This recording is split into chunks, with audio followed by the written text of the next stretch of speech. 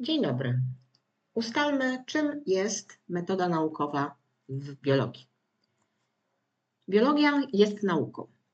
Nauka zaś oznacza określony sposób myślenia i metodę badania otaczającego świata. Postęp w nauce jest procesem badawczym, dynamicznym, często kontrowersyjnym, ponieważ wpływają na niego uwarunkowania kulturowe, społeczne, historyczne, a także osobowość uczonych. Niezależnie od tego, wszyscy uczeni posługują się tą samą metodą naukową, która stanowi serię ściśle zaplanowanych działań. W procesie badawczym wyróżnić możemy dwa rodzaje logicznego rozumowania: dedukcję i indukcję.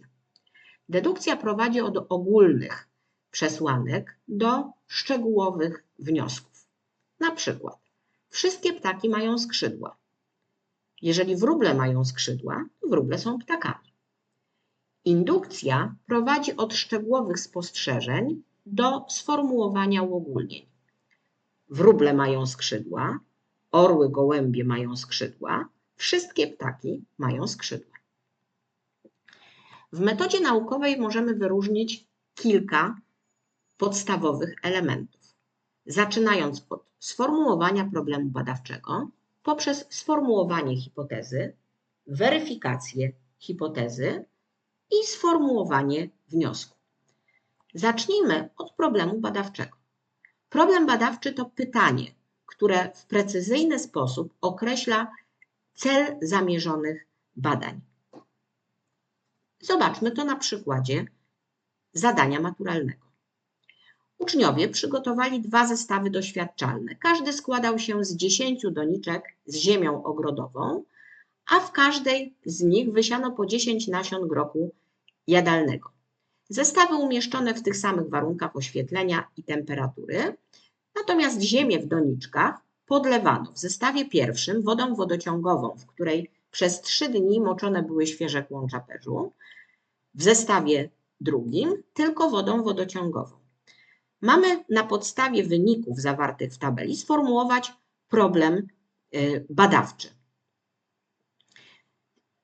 Ponieważ te dwa zestawy różniły się tu obecnością substancji, które mogły przeniknąć do wody z kłączy perzu, zapytamy się, czy substancje zawarte w świeżych kłączach perzu wpływają na kiełkowanie nasion grochu jadalnego. Pamiętajmy, że w problemie badawczym musimy zawrzeć nazwę obiektu badań. Inne zadanie. Tym razem mamy opis doświadczenia i jego wyniki. Na tej podstawie mamy wybrać dwa prawidłowo sformułowane problemy badawcze. Tym razem mamy 4 grupy siewek Salvadora persica uprawianych na podłożach różniących się stężeniem NaCl w pożywce. Mamy też dane dotyczące średniego zagęszczenia aparatów szparkowych po obu stronach blaszki liściowej i średniego stężenia jonów Na+ w komórkach korzeni. Prawidłowo sformułowane problemy badawcze to sformułowanie A i sformułowanie B. Mamy obiekt badań w jednym i w drugim wypadku i mamy czynnik badany, stężenie NaCl. Czy zagęszczenie aparatów szparkowych u Salvadora persica zależy od stężenia NaCl oraz strony blaszki liściowej i czy stężenie NaCl w pożywce ma wpływ na stężenie jonów sodowych w komórkach korzeni Salvadora persica. Hipoteza badawcza to naukowo uzasadnione przypuszczenie, czyli rozwiązanie problemu badawczego. Może być sformułowane jako stwierdzenie zależności, czynnik X wpływa na proces Y, lub określenie zależności. Wzrost intensywności czynnika X powoduje na przykład zahamowanie reakcji Y. Doświadczenie. Wykonano doświadczenie, w którym badano wpływ płytkowego czynnika wzrostu wytwarzanego przez płytki krwi na podział komórek fibroblastów. W tym celu przygotowano hodowlę ludzkich fibroblastów, które w swojej błonie komórkowej mają receptory dla PDGF. Zestawy badawcze zawierały podłoże hodowlane i fibroblasty, zestaw pierwszy, oraz podłoże hodowlane i fibroblasty oraz czynnik wzrostu. Na tej podstawie mamy sformułować, wybrać hipotezę badawczą. Oczywiście, żeby to zrobić, trzeba ustalić, jaki był problem badawczy. No ten problem znajduje się tutaj. To jest ten, możemy go sobie sformułować na podstawie tej części tekstu, czyli możemy się zapytać, czy płytkowy czynnik wzrostu wytwarzany przez płytki krwi ma wpływ na podział komórek fibroblastów. W związku z tym hipotezą będzie zdanie B, czyli płytkowy czynnik wzrostu wywołuje podział komórek fibroblastów. W zadaniu tym mamy też ustalić, który z zestawów, pierwszy czy drugi, był próbą kontrolną doświadczenia, przy czym mamy uzasadnić, odnosząc się do znaczenia tej próby w interpretacji wyników. Oczywiście próbą kontrolną był zestaw pierwszy, ponieważ nie było w nim czynnika badanego, czyli płytkowego czynnika wzrostu, co pozwala wnioskować, że to właśnie ten czynnik wzrostu, PDGF, w próbie drugiej jest odpowiedzialny za inicjowanie podziałów komórkowych. Odpowiedź do tego zadania musi być taka długa, ponieważ mamy się odnieść do interpretacji wyników roli próby kontrolnej w interpretacji wyników tego doświadczenia. Więc nie wystarczy stwierdzić, że próba kontrolna jest pozbawiona badanego czynnika. Musimy to odnieść dokładnie do treści zadania. Zatem próba kontrolna to jest obiekt badania, próba, w której nie wykorzystano, której nie poddano działaniu badanego czynnika. I to właśnie ta próba służy do porównania wyników z próbą badawczą. Dzięki temu możemy stwierdzić, czy rzeczywiście dany czynnik wpływa na określony skutek badany. Zatem próba badawcza to będzie obiekt badania, który jest poddany działaniu czynnika badawczego. W zadaniu mamy wykazać, że czynnikiem niezbędnym w procesie fotosyntezy jest światło. Polecenie wskazuje, że mamy określić próbę badawczą, mamy określić próbę kontrolną, opisać te próby oraz opisać sposób ustalania wyników. Żeby prawidłowo ustalić, która próba jest próbą kontrolną, a która próbą badawczą, musimy ustalić problem badawczy. Informacja na ten temat znajduje się w tym miejscu tekstu. Tak? Mamy wykazać, tak? Czyli pytamy się, czy światło jest czynnikiem niezbędnym w procesie fotosyntezy. Jeżeli tak mamy sformułowany problem badawczy, zatem próba badawcza to będzie kolba zawierająca 400 ml przygotowanej wody z wodorowęglanem sodu, do której wkładamy 1 pęd moczarki kanadyjskiej i zostawiamy tę próbę na świetle. Próba kontrolna będzie pozbawiona czynnika badanego, zatem kolbę w próbie kontrolnej, zawierającej oczywiście 400 ml przygotowanej wody wraz z wodorowęglanem sodu i gałązką moczarki kanadyjskiej, oklejamy czarnym papierem, żeby była pozbawiona dostępu do światła, czyli nie będzie czynnika badanego.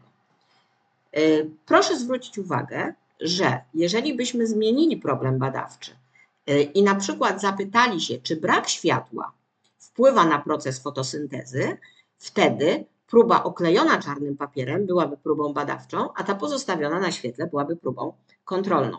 Jeżeli chodzi o sposób ustalania wyników, to tutaj wskazane jest badanie obecności tlenu, stąd mamy roztwór indygokarminu.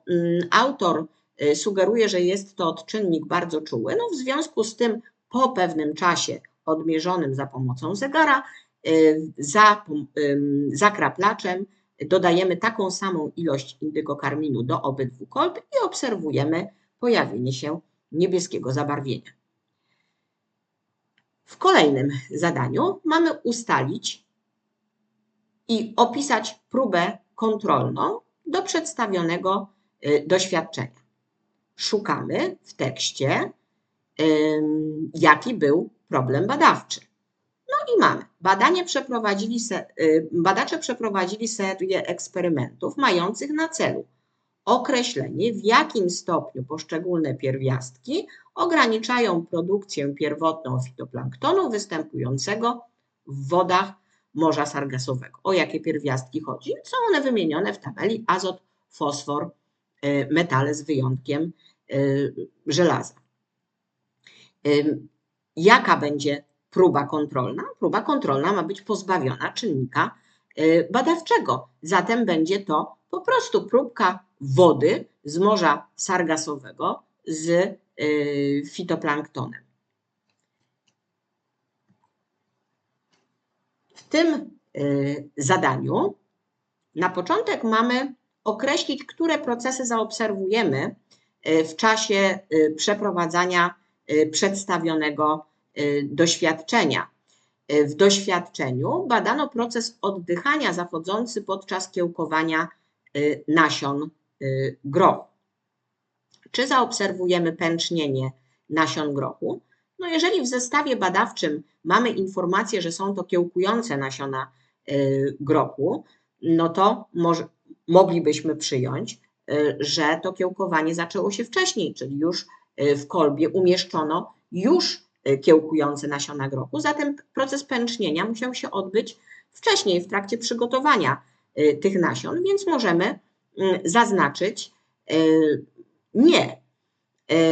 Tutaj jednak autor zadania przyjął, że możemy wybrać obydwie odpowiedzi. No jeżeli na przykład przyjmiemy, że na zwilżonej wacie doszło do pęcznienia i nasiona zaczęły kiełkować. No ale tutaj już musielibyśmy się domyślać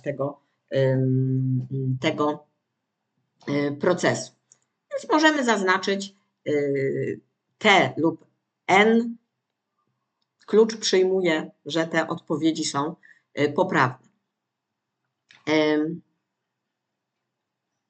Czy nastąpi zmętnienie wody wapiennej? Tak, no ponieważ kiełkujące nasiona przeprowadzają proces oddychania. Produktem procesu oddychania jest dwutlenek węgla, który będzie reagował z wodą wapienną. Pojawi się zatem jej zmętnienie.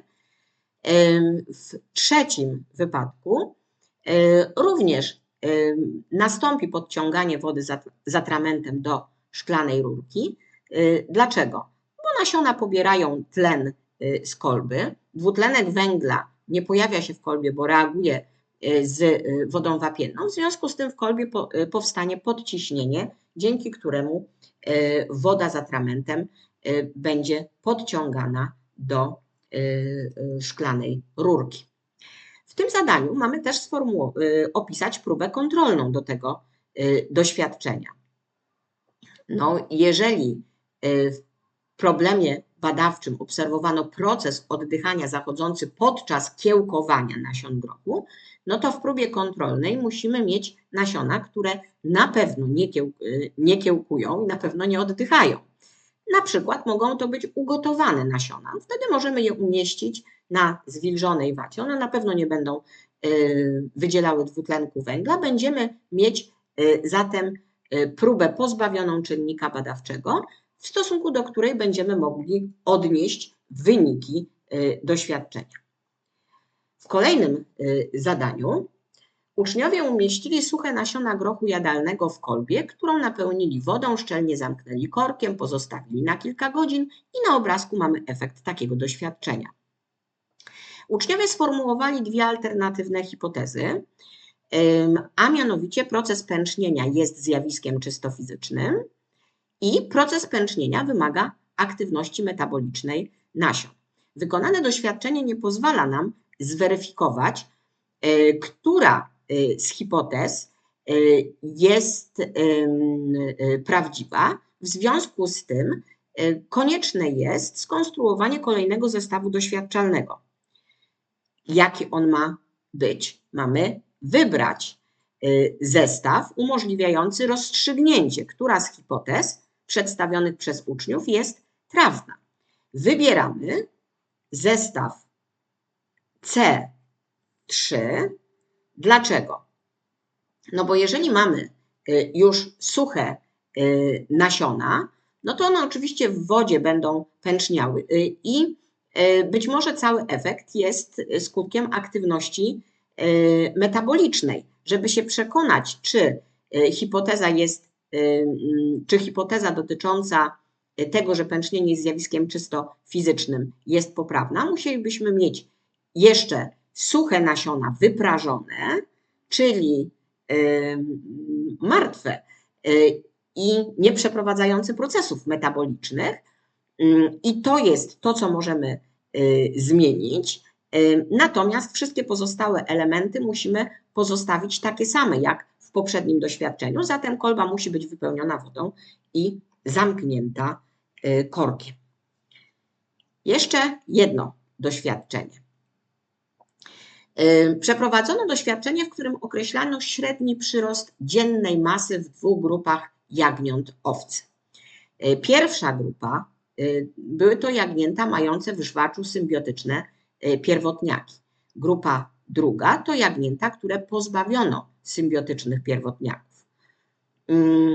No, może zaczniemy od drugiej części tego zadania. Która z grup stanowiła próbę kontrolną w tym doświadczeniu? I mamy to uzasadnić, odwołując się do przebiegu doświadczenia.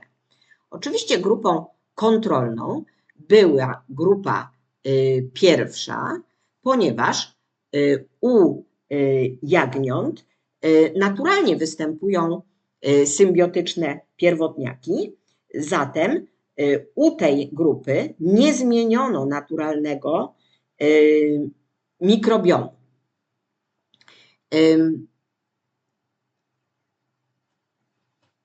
W części pierwszej tego zadania mamy wybrać poprawnie sformułowany problem badawczy oraz jedną hipotezę potwierdzoną wynikiem tego doświadczenia. W tym wypadku musimy wybrać problem badawczy E, ponieważ badano